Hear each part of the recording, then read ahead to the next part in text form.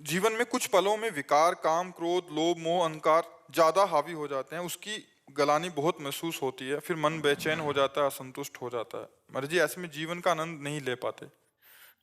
अगर नाम जप करते हुए, सत्संग सुनते हुए विवेक जागृत कर लो, तो फिर जीवन का आनंद ले सकते हो, आराम से ले सकते हो। जब तक भगवान से नहीं जुड़ोगे, अध्यात्म से नहीं जुड़ोगे, तो जीवन बिना दिशा का है।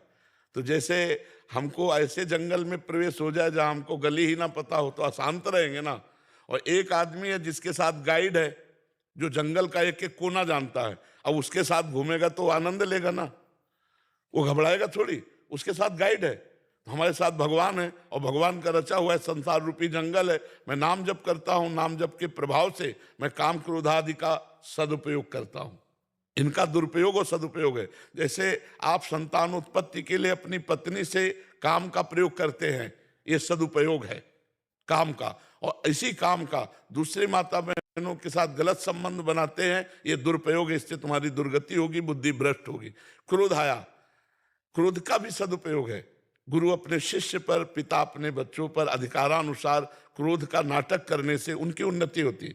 जैसे देखो, अगर तुमने पढ़ाई नहीं की और ये काम जो आज दिया कल नहीं सुना, वो दो चपत के भय से हम लोग याद करके ले जाते थे टीचर को सुनाने, तो हमारी बुद्धि बढ़ती थी। भय जो क्रोध युक्त होकर के टीचर ने या पिता माता ने, तो गलत से डर लगता था। तो क्रोध का सदुपयोग, जैसे आप ऑफिसर हैं, किसी पद में हैं, अपने अनुयायियों से आपको ठीक काम करवाना है, तो क्रोध नहीं है, पर क्रोध का नाटक करना चाहिए, आपको ऐसा करना पड़ेगा।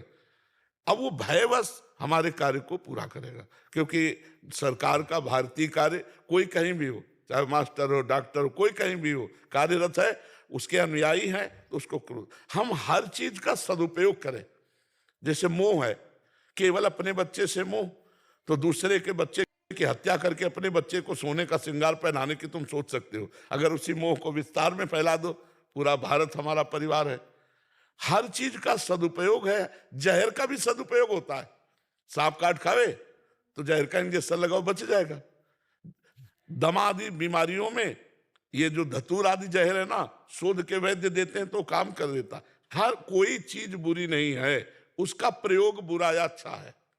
तो काम क्रोधादि का जो हम दुरुपयोग किए हैं, वो पापाचरण हमारे मन को जलाएंगे। इसलिए हम नाम जप करें, सत्संग सुने, और सही जगह सही प्रयोग करें। हमारे अंदर जो विकार है, अगर ये विकार ना होते तो सृष्टि ना बनती। काम कहते काम नष्ट हो जाए तो खत्म सृष्टि। काम से ही तो सृष्टि है। क्रोध खत्म हो जाए तो महत्व न रह जाए। शिक्षा देने का, उसका शासन करने का महत्व न रह जाए। मोह खत्म हो जाए तो परिवार का प्रेम ही नहीं रह जाएगा। समझो, लोभ खत्म हो जाए तो उन्नति ही नहीं होगी। ये सब चीजें जितनी बनी हैं, इनका सदुपयोग करने के लिए बना। हम लोग दुरुपयोग करते हैं, इसलिए दंडनीय हो गए। काम खत्म हो जाए ऐसा कैसे मनाया जा सकता है भाई? हम काम से ही उत्पन्न हुए हैं, सृष्टि काम से ही उत्पन्न हुई है।